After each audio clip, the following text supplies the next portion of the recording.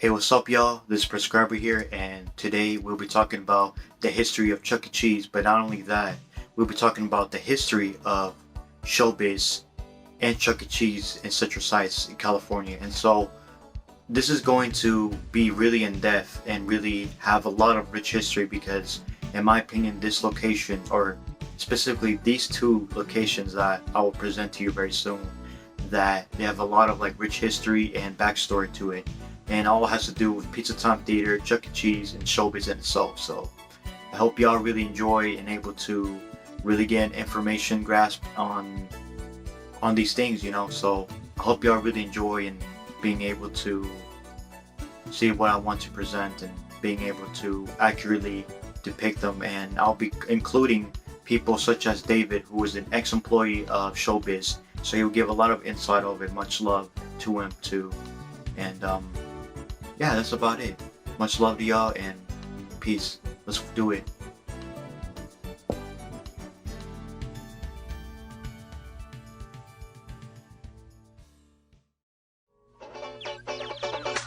Birthday one, honey bun, won't you be our birthday one? Please say yes, don't say no. And we'll tell the world. Chuck E. Cheese's, or rather the Pizza Time Theater, was opened on May 17th, 1977 in San Jose, California.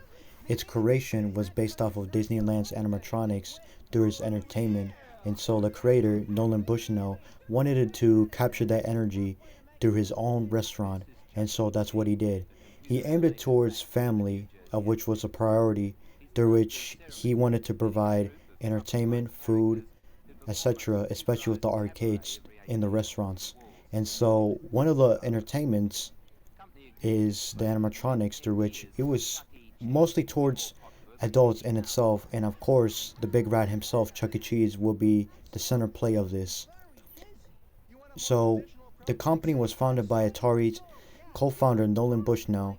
After its first mark for Pizza Time Theater, it expanded to across all 50 states in the US, through which more than 50 locations before 1979 was opened. This is where the Pizza Time players would first show up, and this is where Citrus Heights is part of this video.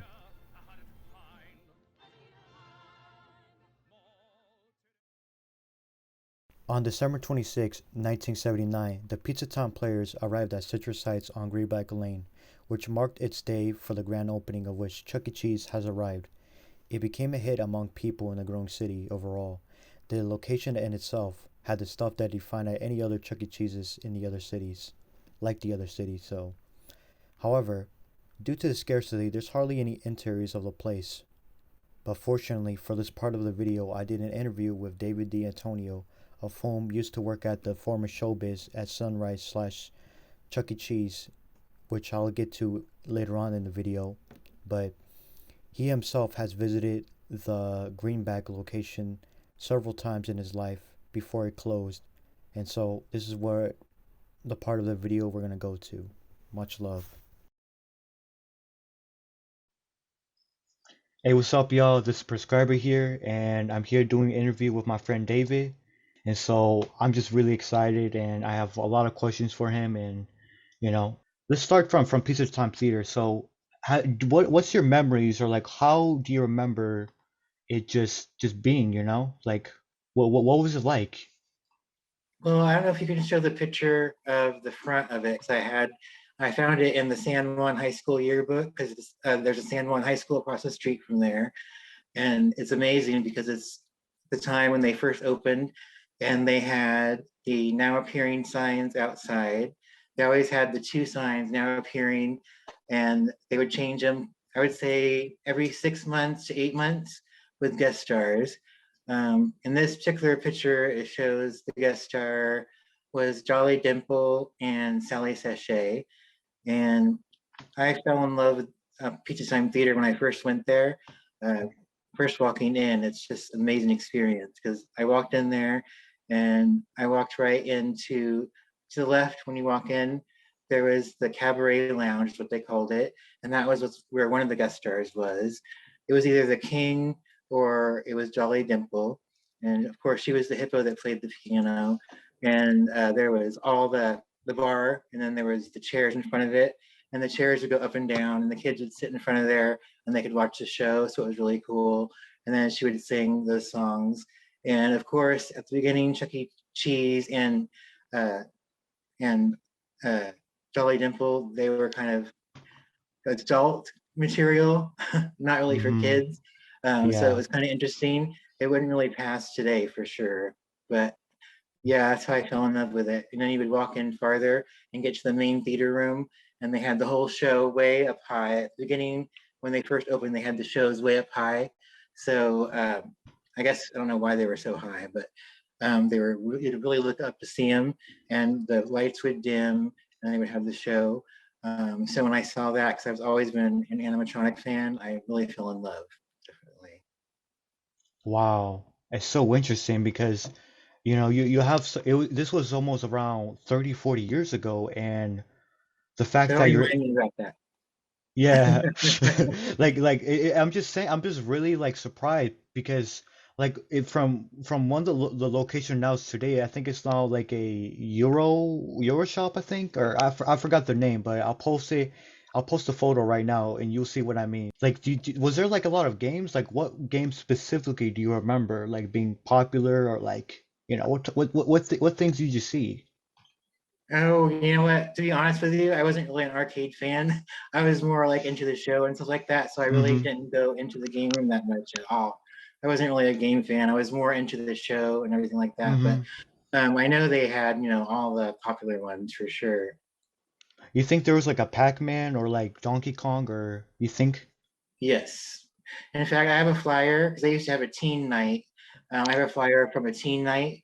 It was just for teens. I'll just show you Uh-huh. that flyer. I'll put it up on the website Mm-hmm. tomorrow. But it was like a teen night, and they really wanted to track teens because I don't know if you noticed the hours in some of the flyers on the weekends. They're open until midnight. Wow, yeah, they had team nights at the Greenback location. Hmm.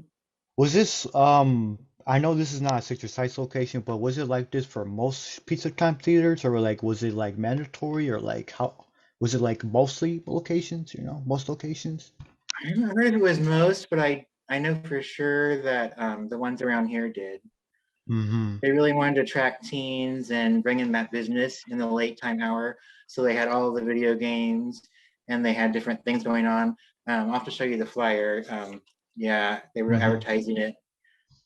This is where we pause the interview, and we're gonna have to go back to him very soon. However, we have to talk about the sad news and the sad part of the Greenback location. Around late 1984, the Pizza Time Theater on Greenback Lane in Citrus Heights closes its door to the public, in which it caused a lot of sadness to many people in the area overall.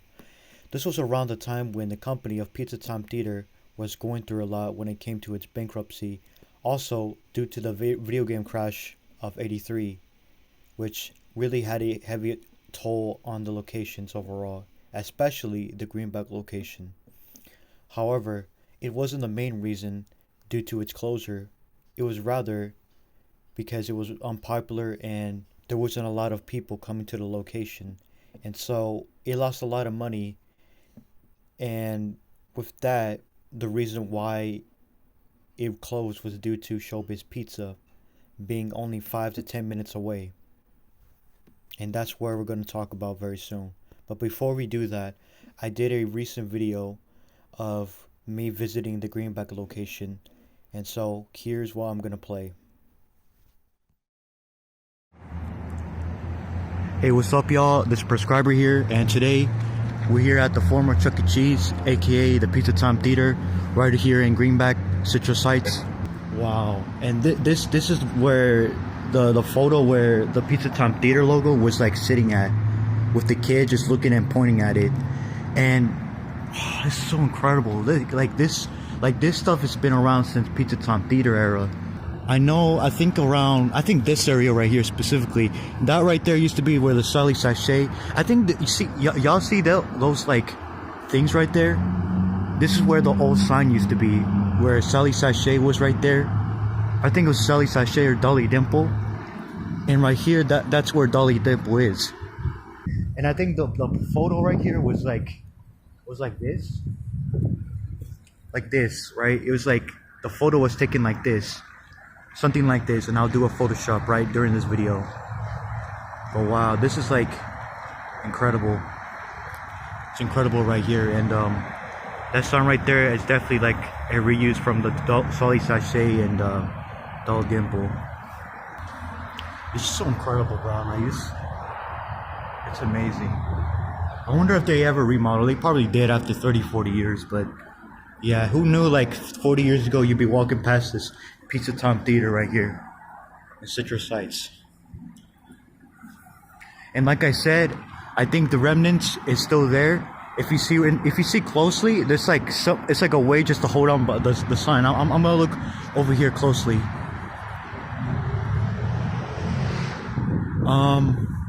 Yeah. I see right here. Like these used to hold up the sign from here, and I don't know if there's any remnants up there, but this could be like a Pizza Time Theater like remnant right here. This is where the old sign used to be. I'm just blown away, you know. I really am. And my friend David, apparently, I think I assumed like what he did was either he went through this. I don't know. He probably went to this like back door of where the garbage can was. You know, where he got the manual and stuff. So yeah, I hope y'all enjoy this video. Much love to y'all, and much love. And this will be part of my History of Citrus Heights video. Much love to you, y'all. Peace. And that's the conclusion, y'all, for the Pizza Time Theater in Citrus Heights, Greenback. Now, if you ever want to visit this Pizza Time Theater, it's located at 7614 Greenback Lane, and it's across the street from the High School of San Juan, and it's very close to the Pollo Loco, literally just across from it. And now, if we go to 5 to 10 minutes driving distance away, we'll be going to the Showbiz. Not only that, we'll be going to the history of Showbiz Pizza. Tell 'em why Showbiz Pizza is so good. We make the dough fresh every day. Pile on the good things. It's great, I think. We make 'em and bake 'em and serve 'em with pride at Showbiz Pizza Place. Showbiz Pizza Place. Great fun and great pizza. Come for the pizza and stay for the fun. At Showbiz Pizza Place.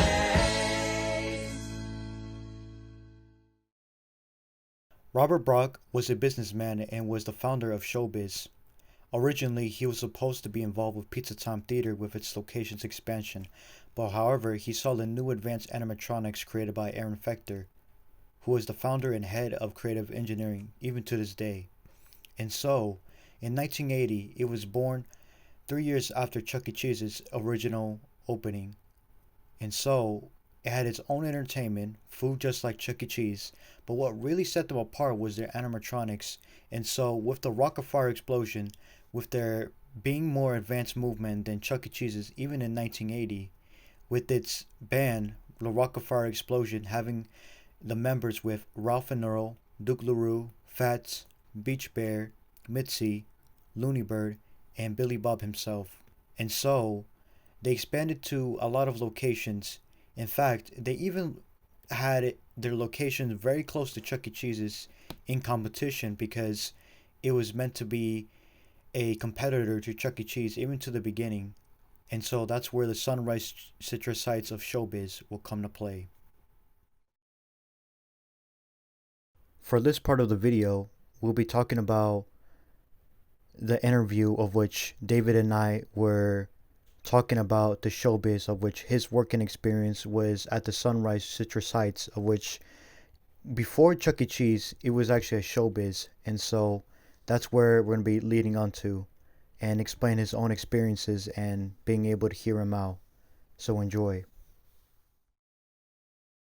That's so cool. Mhm. And so I do want to ask you, like, how was the Showbiz in Citrus Heights when it was still a Showbiz? I think this was partly after, like, when Pizza Time Theater closed, you know?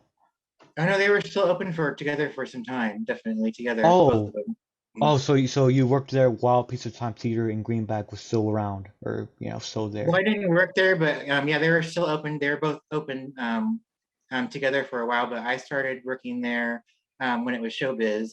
So Chuck E. Cheese was still open though at that time when I started there, I believe. How do the interiors look like? Do you have any photos or like recollections or vivid memories? Because I know it probably definitely changed from how it is now currently, but how do you remember it? You know, if you remember. Yeah, so the colors were always orange. They had the orange. I don't know the pictures you've seen where they have the orange like designs on the wall, Mm-hmm. and then like this kind of beige background with like the orange designs on the wall. And they had this balloon machine that you could. It was an automatic balloon machine that would blow up the character balloons with all the Mm-hmm. characters on them. They're really cool. Now they didn't have the interactive Billy Bob till I started working there, but when I first went in there, they didn't have that. But the Mm-hmm. show was just so amazing, and I used to go in there with a cassette player, Mm-hmm. and I would sit the recorder in front of the speakers and record the whole show. Wow. And so before the interactive Billy Bob, what was there in this place? Was it just arcades and just tables, or? Yeah, they did. They built a booth in the back of the showroom, so it was just tables. So they moved some of the tables away. So they built this huge booth that had a window, the glass that you could look out, but you can't look in. So I Mm-hmm. would be looking out and then looking out at the stage, and then I had my two hands on the controllers for Billy Bob, and Mm-hmm. buttons would do different things. You could like this with his buttons, move his hand, his Mm-hmm. arm, his head, his mouth, and then microphone here. You would talk and you would have headphones on because there was a microphone at the stage, and the kids would ask questions, and you could talk back to them. And in the book, it kind of talks about like questions you could ask and things to watch out for, Mm-hmm. just different stuff like that. But I love doing it. One time the show broke down. Somehow the tape didn't work or something like that, but Mm-hmm. I could still do the show myself, manually. So like for the whole night, I was basically the whole show, the whole night. Wow. So you're Yeah. basically carrying the whole night for the kids just to make them Yeah, I was happy. talking and everything. Of course, I'm not a singer, so I could not do that. But I Can I was can I hear talking. your sorry to interrupt. Can I hear your Billy Bob for the YouTube audience to hear if you can do like a Billy Bob impression?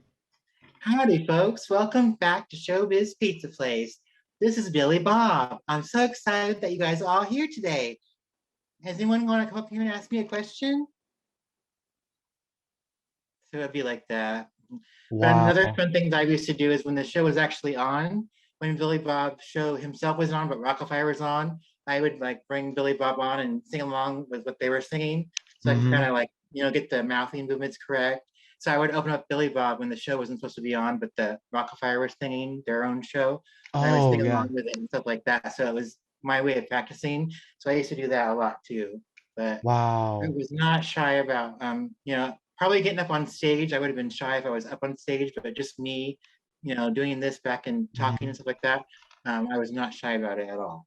I Wow. really liked it. That's so cool. And so the Rockefeller explosion stage, was it like they had their own unique stage, or so what they look like every other Rockefeller explosion stages at the time, you know? I think they just made them all the same. They're basically all the same. Yeah. Mm-hmm. Because I know there's some variations, but I'm just wanting to ask just in case, you know? Well, the variations were just like the earlier shows. They're just different older shows. But once they got to like the current show, the latest show, Mm-hmm. they started making the same show over and over and over again, Mm-hmm. with new locations. It was basically the same stages and everything. Ah, I got it. I got it. And I do have a question about the location. Did they have Uncle Clunk?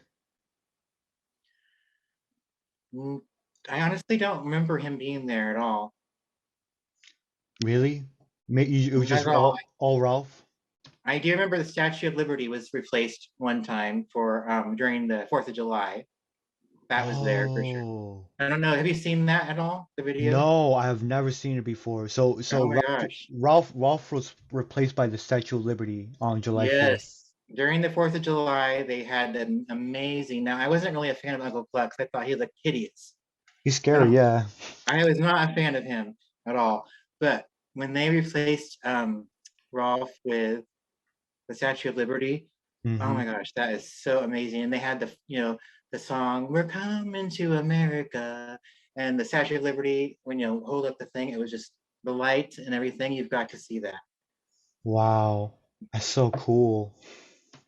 So that was like Yeah, it's amazing. It's Aaron. mhm, That's why I'm really a fan of Aaron Fector because he, among everything, made my childhood better just mhm, by his songs and the songs really. I think the songs that really took me because the songs were just amazing. The band was amazing, and what I'm most not too happy about is just the way that he treats his fans, and I'll mhm, be addressing that in the fanzine. I hope that it's not going to be negative because of course I'm a huge fan, but mhm. it's just not a good experience. It really isn't, and I do want to put that out there definitely.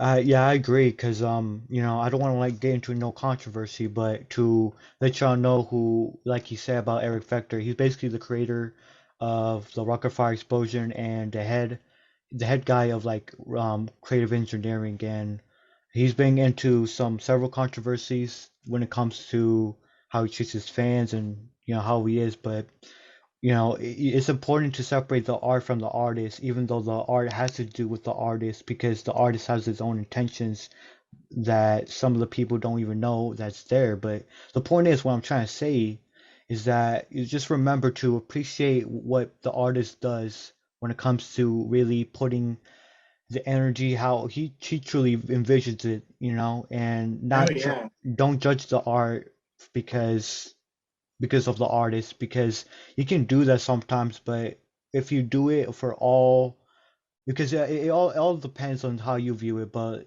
on what I'm trying to say is just enjoy the Walk of Fire explosion for how it is and just not focus on the negativity that it was supposed that was there, because it's not supposed to be there.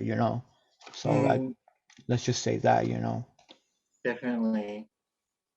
But I was inspired by his songs and the music.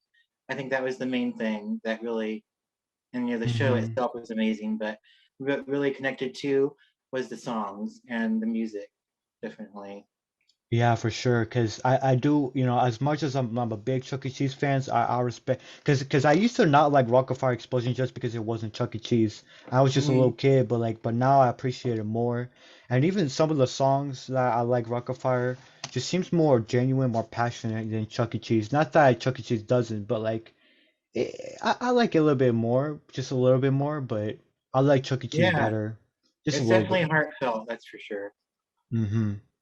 And this is a part of the interview that you're going to really not like, but this was when Showbiz Pizza, well, first after the Pizza Time Theater closed in Greenback, a few years later, um Showbiz bought Chuck E. Cheese, and they became one, and you'll be able to Yes. see Chuck E. Cheese's at Showbiz and Showbiz characters at Chuck E. Cheese's.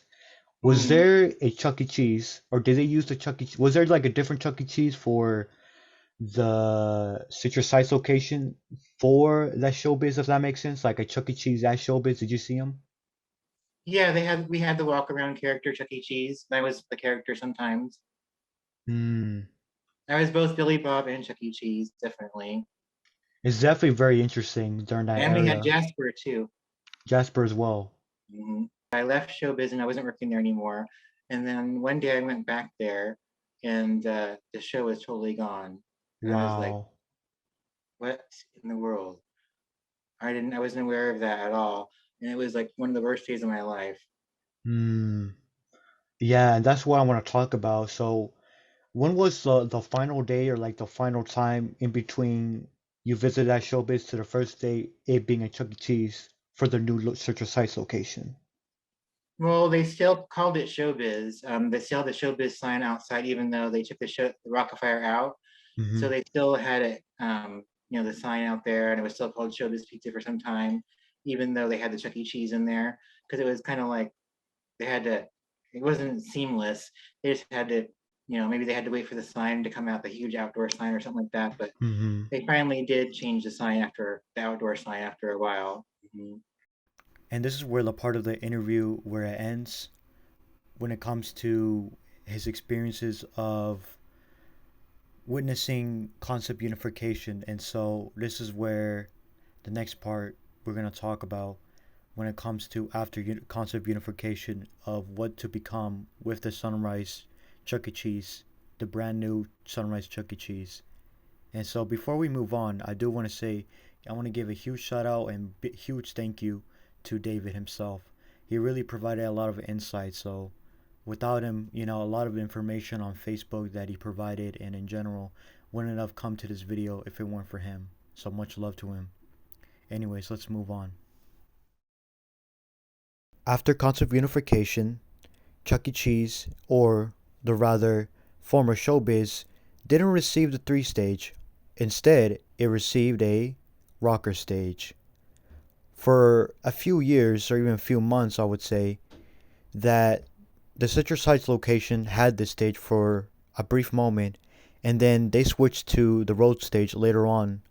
And it lasted for almost 2 decades, and later on, it was replaced by a 1 stage, of which was from another location of Chuck E. Cheese, of which was because of that location of turning it into a 2.1 stage, a 2.0 stage, sorry. So that's where the current stage lies to this day. Currently, the Chuck E. Cheese in Citrus Heights Sunrise has a 3.9 out of 5 rating on Google reviews. Overall, this location is really successful and is in a really populated and booming city of Citrus Heights. Citrus Heights in itself is just so new to the point where it's like it's not even 3 decades of its being considered a city overall. And that really concludes our video in the history of Chuck E. Cheese and Showbiz in Citrus Heights, including Pizza Time Theater as well, of course. So I really appreciate y'all, and I hope that this was informative and this was really entertaining, for Charles Entertainment Cheese. And yeah, and I hope y'all really have a beautiful day. Much love to y'all, and I'll catch y'all very soon. Let me know what you think, and if there's any information that's missing or incorrect, let me know in the comments, and I'll definitely check them out. Anyways, y'all have a beautiful day. Peace. Almost forgot, if you want to visit this location, it's at 6251 Sunrise Boulevard at Citrus Heights, California. Anyways, y'all, for real, y'all have a beautiful day. Much love and peace.